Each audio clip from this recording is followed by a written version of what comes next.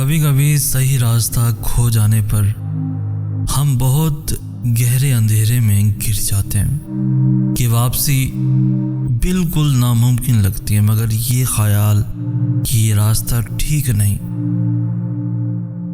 یہی ہماری کہیں نہ کہیں رہنمائی کرتا ہے۔ اس خیال اور اس ضمیر کی آواز کے مرنے سے پہلے پلٹ جائیں، ورنہ یہ چھوٹا سا خیال بھی گل ہو گیا تو درست راہ کبھی نصیب نہیں ہوگی۔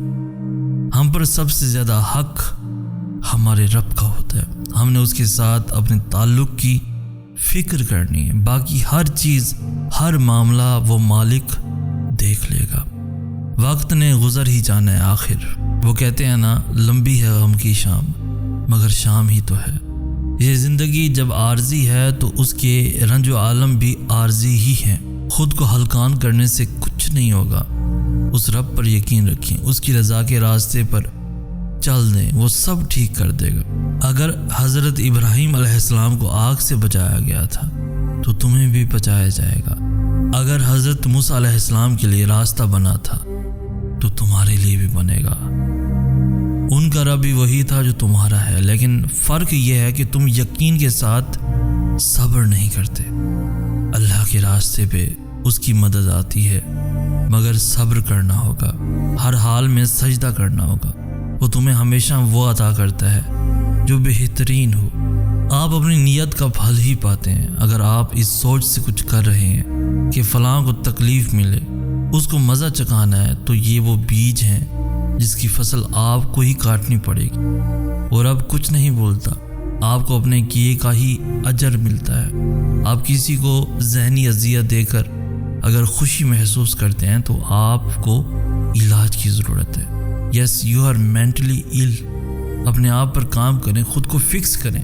منفی رویے صحت اور ایمان کو بہت نقصان پہنچاتے ہیں۔ بھلا کریں گے تو آپ کا بھی بھلا کیا جائے گا۔ وہ واحد ہے، وہ اپنے کرم میں، معاف کرنے میں، عطا کرنے میں، رحم کرنے میں اور محبت کرنے سمیت ہر صفت میں واحد ہے۔ اس جیسا کوئی نہیں، بے شک اس کے متعلق بدگمان نہ ہوا کریں۔ یہ یقین رکھیں کہ اگر وہ مانگنے کی توفیق دے رہا ہے، اگر وہ تہجد کے سجدوں تک لا رہا ہے تو وہ دعائیں قبول بھی کرے گا۔ بس اس کی خاطر تزکیہ نفس کریں، اس کی بنائی حدود میں رہیں، اور پھر دیکھیں وہ سب کر دے گا آپ کی خاطر۔ صبر کی سیڑھی جتنی بھی لمبی ہو، لیکن یہ تمہیں وہاں پہنچا دے گی کہ تم خود اپنے نصیب پر شکر کے سجدے کرو گے۔ تمہاری یہ صبر بھری آہیں اور سسکیاں ایک روز خوشی کے آنسوؤں میں بدل جائیں گی۔ اس رب کو راضی کرنے کی فکر کرنے والوں کی باقی فکریں وہ رب سنبھال لیتا ہے۔ میرے پاس کچھ نہیں ہے اس رب کے سوا۔ مجھے نہیں پتا میرا مستقبل کیا اور کیسا ہوگا، میں کب کہاں ہوں گا، کس کے ساتھ ہوں گا، مجھے نہیں پتا۔ اندھیری وادی میں چل رہا ہوں، مگر ایک بات بتاؤں، کوئی ہے جو مجھے چلا رہا ہے۔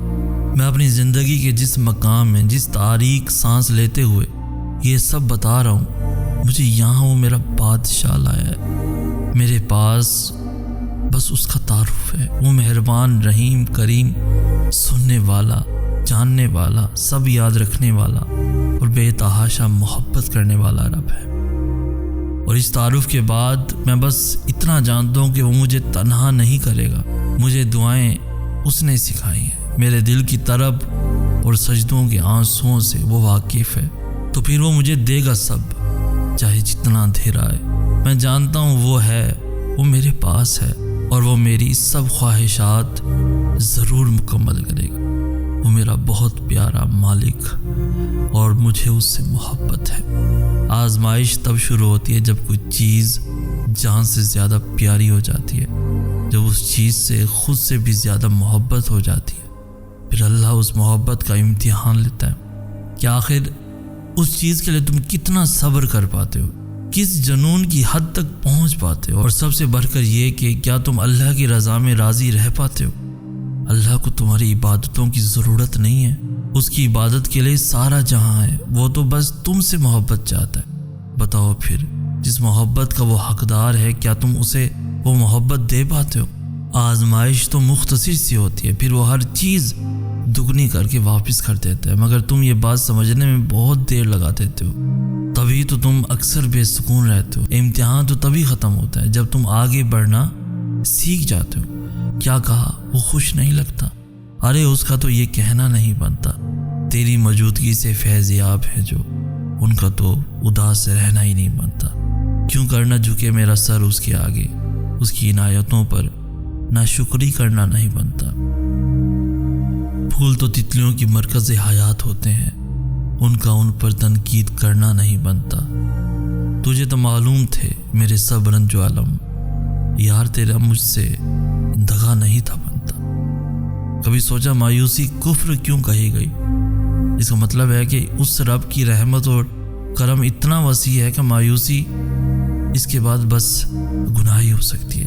वो इतना मेहरबान है कि मायूसी उसके करम से इनकार जैसी है। और फिर उसने तुम्हें बनाया है, क्या वो नहीं जानता कि तुम क्या कुछ सह रहे हो? तुम कुछ बनाओ तो उसकी कमज़ोरी और ताकत से खूब वाकिफ़ होते हो ना, तो वो तो हर चीज़ का इल्म रखने वाला है। वो जानता है तुम्हारी कोशिश को, तो फिर परेशान होना छोड़ दो,